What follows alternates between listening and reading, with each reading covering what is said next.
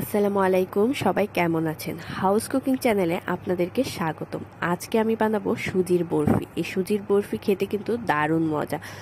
আমরা নর্মালি সবাই গুড়ের বরফি অথবা চিনির বরফি খেয়ে থাকি, কিন্তু আজকে আপনাদেরকে শেখাবো বাড়িতে কিভাবে বানাবেন পারফেক্টলি সুজির বরফি। এই বরফি বানানোর জন্য আমি প্রথমে একটি কড়াইয়ে অল্প পরিমাণ তেল নিয়ে এতে সুজি ঢেলে দিয়েছি। সুজিটাকে লো আঁচে ভাজতে হবে যে পর্যন্ত না এটা গোল্ডেন একটা কালার আসে। তারপর অন্য একটি পাত্রে আমি চিনি, দুধ এবং পানি দিয়ে এতে দিয়ে নিয়েছি এলাচি গুঁড়ো। এলাচি গুঁড়ো আগে থেকে আমার কাছে ব্লেন্ড করা ছিল, আপনারা পাউডারটা ব্যবহার করবেন এলাচির, এতে স্মেলটা খুব সুন্দর দেয়। তারপর এতে আমি ড্রাই ফ্রুটস ইউজ করেছি এবং ভেজে নেওয়া সুজিটা দিয়ে দিয়েছি। রান্নাটি একদম লো ফ্লেমে করতে হবে, বেশ অনেকক্ষণ নাড়াচাড়া করতে হবে যেন নিচে লেগে না যায়।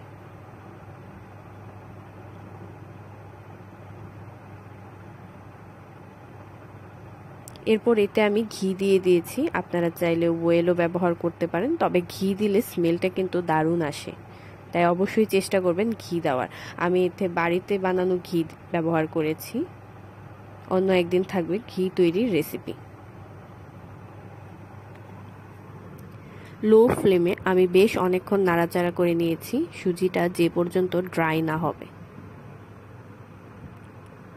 এরপর অন্য একটি পাত্রে আমি কিছু পরিমাণ ওয়েল ব্রাশ করে নিয়েছি এবং সুজিটি গরম গরম থাকতেই আমি ওই পাত্রে চামচের সাহায্যে দিয়ে দিয়েছি, ঠিক ভিডিওতে দেখানোর মতো করে।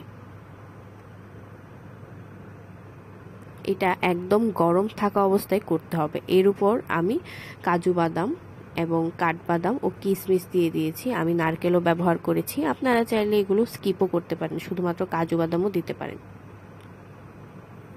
1 ঘন্টা পর একদম শক্ত হয়ে যাবে,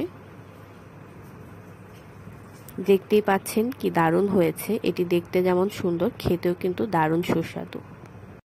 ভিডিওটি ভালো লাগলে অবশ্যই চ্যানেলটি সাবস্ক্রাইব করবেন। ধন্যবাদ।